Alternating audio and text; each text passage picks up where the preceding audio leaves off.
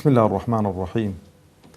الحمد لله رب العالمين، والصلاة والسلام على أشرف الأنبياء وخاتم المرسلين محمد وعلى آله وصحبه وسلم. ربنا اغفر لنا ولإخواننا الذين سبقونا بالإيمان ولا تجعل في قلوبنا غلا للذين آمنوا ربنا إنك رؤوف رحيم. آمين. براني برئيس خوش حالم كلا درسيش دي كلا شرح متن عقيدة طحاوي بخزمتان دقموا خواهي قورة بقوري وعظمتي خويا ودرسانا بخاتي ترازوي حسنات مان وعاقبة خير مان بكاتن سر برز وسر فرازي دنيا وقيامت مان بكا وأو درسانا بخاتي بكات مجلسي ذكر إن شاء الله تعالى بهم ملايك مان. قيشتنا فقري نوتو يقد فرمي ويملك كل شيء ولا يملكه شيء ولا غنى عن الله تعالى طرفة عين ومن استغنى عن الله طرفة عين فقد كفر وصار من أهل الحين. طبعا براخو شويستكاني خوم أو فقري نوتويكا أربر دوام باسي ذاتي خواي پروردگار تبارك وتعالى ودفرمي ويملك كل شيء خواي قورة تبارك وتعالى دا صلاتي بسر هموش تيك دايا وهموش تيك هي خوايا هرچيك لو بونا ورا وجودي هي با قورترين دروس كراو كأمة جراتو أسمان كانوا زويو وإنسان ملائكة جنوكو حشرات جمادات نباتات هموي ملتش إخوان ودا صلاتي خواي پروردگار تبارك وتعالى بسر هميان دادشتن وهميان لجير أمر فرماني خواي پروردگار تبارك وتعالى هيچك لو مخلوقاتاني لو دروس كراواني كباس مان كردن ناتوانن لجير إرادي خواي پروردگار بسنه دروا يعني بورمونه تماشكا ملائكتان كخواي قور أو دا صلاتي بيداون ناتوانن چاوتروکانێک لە ئەمر و فەرمانی خوا دەرچن. خوای گەورە کە وەصفیان دەکات چ دەفەرمێ لا يعصون الله ما أمرهم ويفعلون ما يؤمرون. ئەوجا ئەو کەشکەشان و ئەستێرانەی کە هەن کە مەجەڕەی وا هەیە کەشکەشانی وا هەیە کە بە هەزاران جار لەو عەرزەی ئێمە گەورەترە. خوای گەورە نیزامێکی بۆ داناون ئەو نیزامە لێی دەرناچن بە ملیم. دەفەرمێ كل في فلك يسبحون. چۆن کابرا مەلەوانی دەکات و ماسی مەلە دەکەن لە ناو بەحردا ئەوانە شەریکن لە مەجەڕەی خۆی و لە ڕێڕەوی خۆی دێت و دەڕوا بەبێ ئەوەی کە بەیەکدا بدەن و بەبێەوەی کە تەسادومێکە بێت و بەبێەوەی کە وەزعەکە تێک بچێتن. ئەو جا برا بەڕێزەکانی خۆم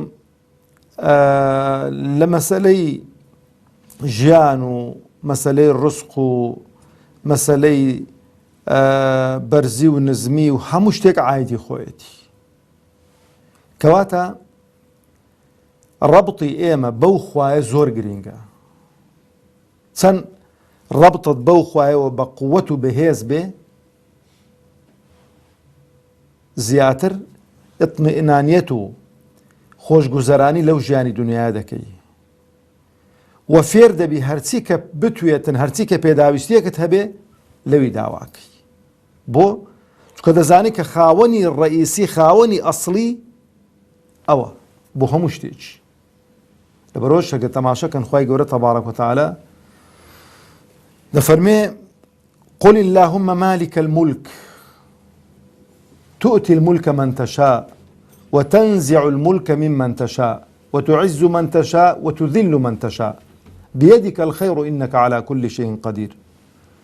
قل اللهم مالك الملك ملك هموش تيش دقري توا بما فيه أود صلاة قدرتيك ديداتا تصلاة داران تبارك الذي بيده الملك شيء خاوني ملكي رئيسي وحقيقي خوايا لبروي للروجي دواي دبرا برزكاني خم كاتيك كوتاي بهموش تيك ديتن كسناميني خواي پروردگار تبارك وتعالى بتاق تنها چون سرتاي نبوه كوتايشي نابه دەفەرمێ لیمەنی المولک اليوم کوان ئەوانەی کە شەڕیان دەکرد لەسەر سنوور و لەسەر حدود و لەسەر فراوانکردنی دەسەڵاتی خۆیان و لەسەر مانەوەیان لەسەر کورسیەکان و کوان لەکوێن لیمەنی المولک اليوم مڵک و دەسەڵات هیچێ ئەمڕۆ بۆچێ ماوە بۆ خۆی دەفەرمێ کەس نێ وەڵام داتەوە کەس نەماوە لله الواحد القهار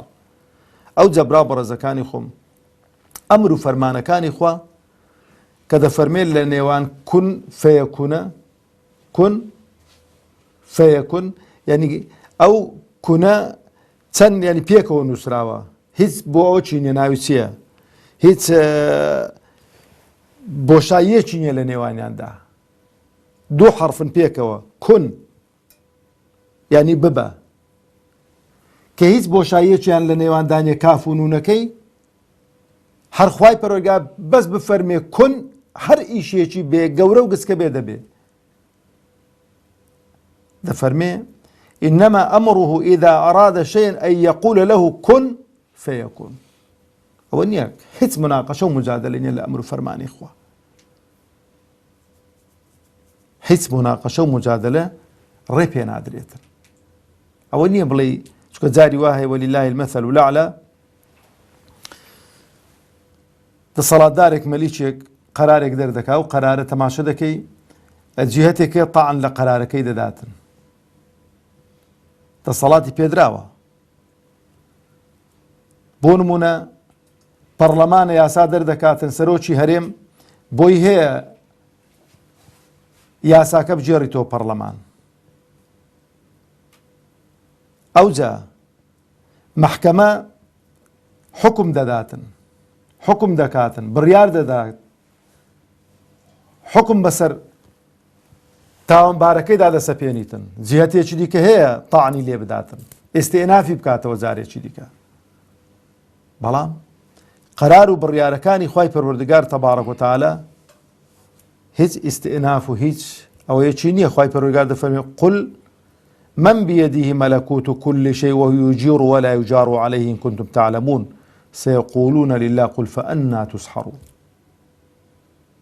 هەموو شتێک ئایدی خۆیەتی هەموو شتێک پێویستی بەوە پێویستی بە هیچ شتێکی دیکە نییە برا بەڕێزەکانی خۆم ئەوجا دەفەرمێ ولا يملكه شيء هیچ شتێک دەسەڵاتیان بەسەر خواوە نییە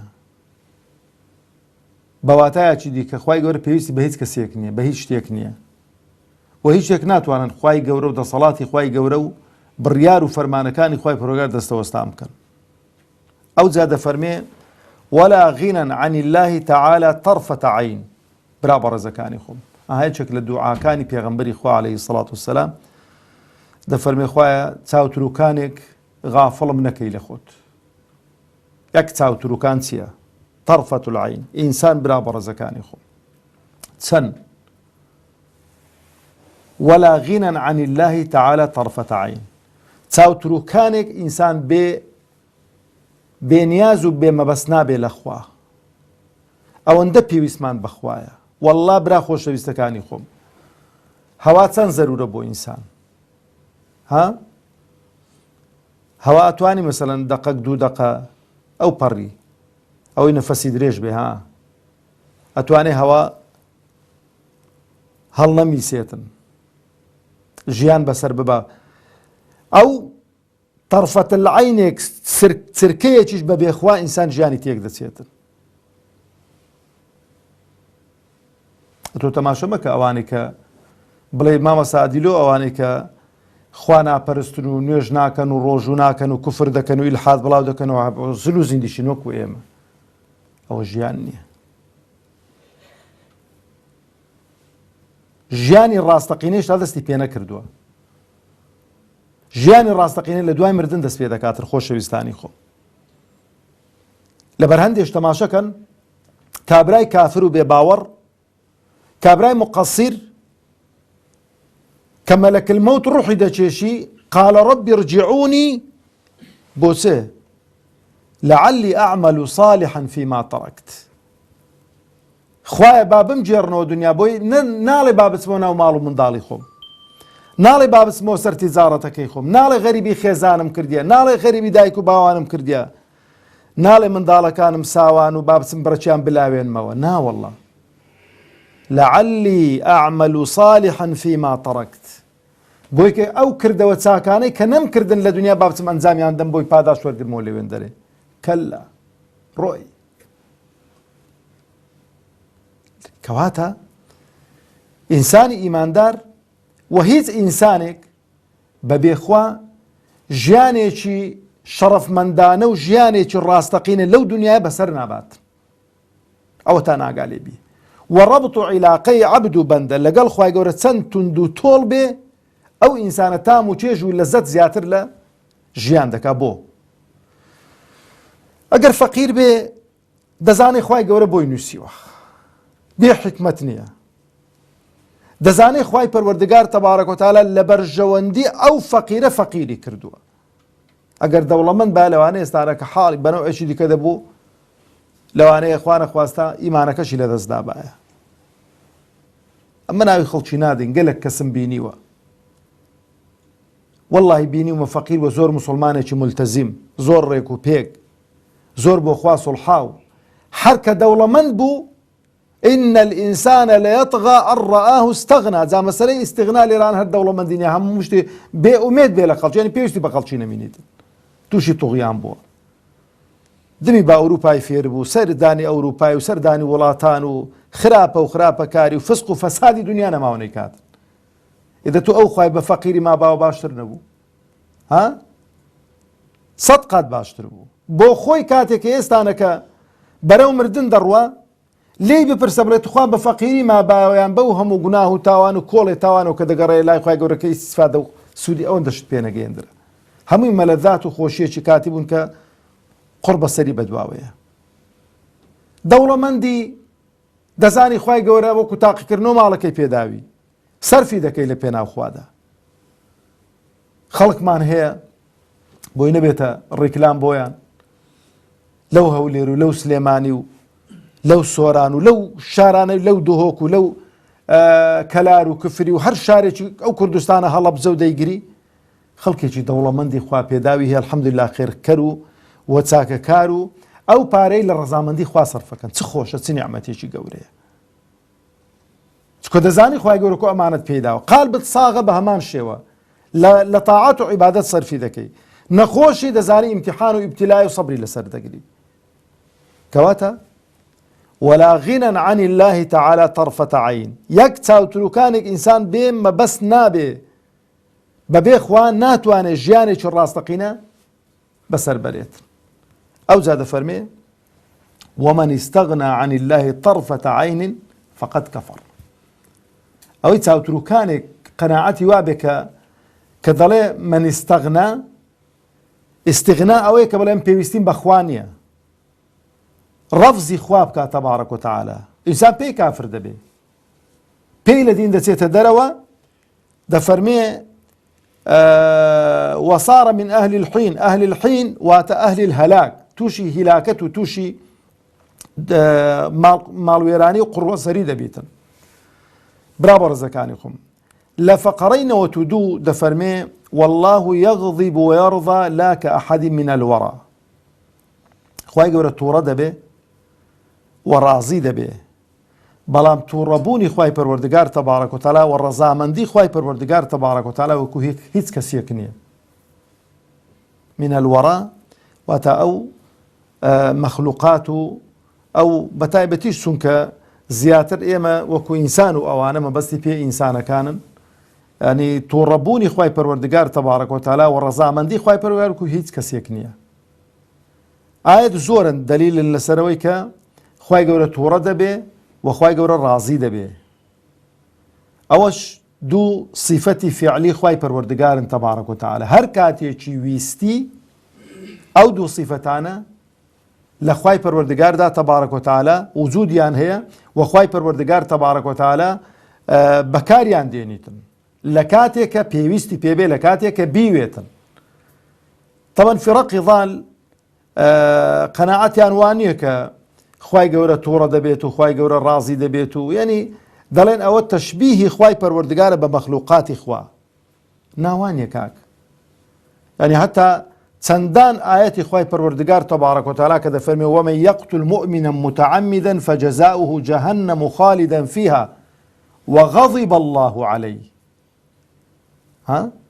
أوجا دفرمي ويعذب المنافقين والمنافقات والمشركين والمشركات الظانين بالله ظن السوء عليهم دائرة السوء وغضب الله عليهم.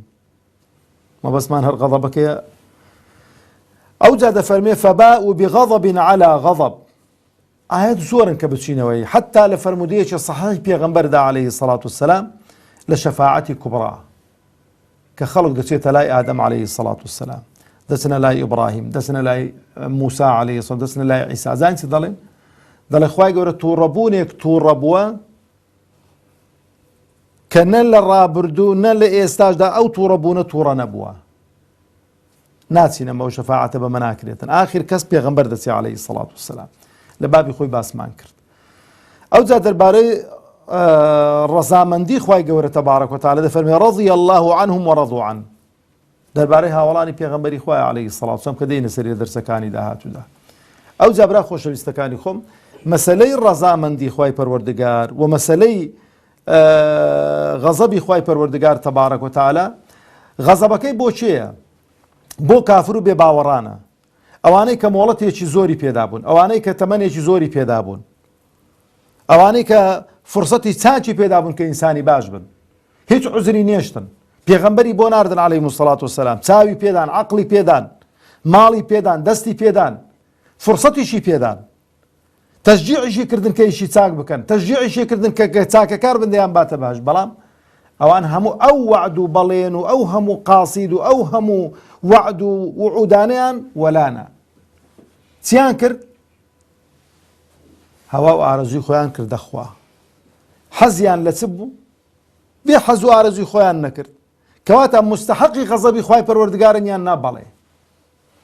لەبەر خوای پەروەردگار پێی فەرموون، پێی ڕاگەیاندوون. ئەوجا ڕەزامەندی خوای پەروەردگاریش تەبارەک وتەعالە وەکو ڕەزامەندی بۆ ئیمانداران و بۆ چاکەکاران و خوای گەورە ڕازی دەبێ و خوای پەروەردگار پاداشیان دەداتەوە. برا بە ڕێزەکانی خۆم بۆ دەفەرمی والله یەغضب وەیەرضا لا کەئەحەدی من الوەڕا. مەبەستی چ لێرانە؟ مەبەستی لێرە دوو شتێک دەفەرمێ تووڕەبوونی خوای پەروەردگار و ڕەزامەندی خوای پەروەردگار وەکو تووڕەبوون و ڕەزامەندی خەڵکی نییە. جاری وات و تووڕە دەبی بەس کەسێک دێتن سارد دەکاتەوە. ئەگەر خوای گەورە تووڕە بوو کەس ناتوانێت خوا سارد کاتەوە. ئینسان ڕازی دەبێت، ئینسان بەچە ڕازی دەبێت؟ جاری وا دەبینی کاورە ڕەشوویەکت دەداتێ وەلیلله المەثەل الأعلا. بەناحەق جاری وایە تو ڕازی دەبی، خزمایەتی و دۆستایەتی کەوات لێ دەکا ڕازی بی، یان ڕەزامەندی دەربڕی لەسەر شتێک، هی خوای گەورە وان نییە. هی خوای پەروەردگار ئەو شەرت و شروطەی کە دایناوە فإن آمنوا بمثل ما آمنتم فقد اهتدوا. ئەگەر ئیمانتان هێناوەکو ئیمانی محەممەد عەلەیهی سەڵات وسەلام و هاوڵانی محەممەد عەلەیهی سەڵات وسەلام ئێوە ڕێنمونی کراون. کەواتە برا خۆشەویستەکانی خۆم هەوڵ دەین خۆمان لە ئەو صیفەت و ئەو هەڵس و کەوت و ئەو ئەخلاقیاتانە بپارێزین کە دەبێتە مایەی تووڕەبوونی خوا، و خۆمان بەو صیفەت و ئەخلاق و ڕەوشتە جوانانە بڕازێنینەوە کە دەبێتە مایەی چی؟ ڕەزامەندی خوا. ڕەزامەندی خوا بۆچەیە؟ بۆ ئیماندارانە، بۆچەیە؟ بۆ ئەو کەسانەیە کە خواپەرستن، دیندارن، بە دوای پێغەمبەر کەوتون عەلەیهی سەڵات وسەلام. ئەگەر وا بووی ئۆتۆماتیکیەن ئەو ڕەزامەندت دەست دەخەی. ئەگەر وانە بووی خوا نەخواستە بەڕێی کافر و بێباوەڕ و منافقاندا ڕۆیشتی، تووشی خەشموقین و غەزەبی خوای پەروەردگار و تووڕەبوونی خوای پەروەردگار دەبی. یا ڕەبی خوای عاقیبەتمان خێر بکەی، سەربەرز و سەرفرازی دنیا و قیامەتمان بکەی. وصلى الله على محمد وعلى آله وصحبه وسلم.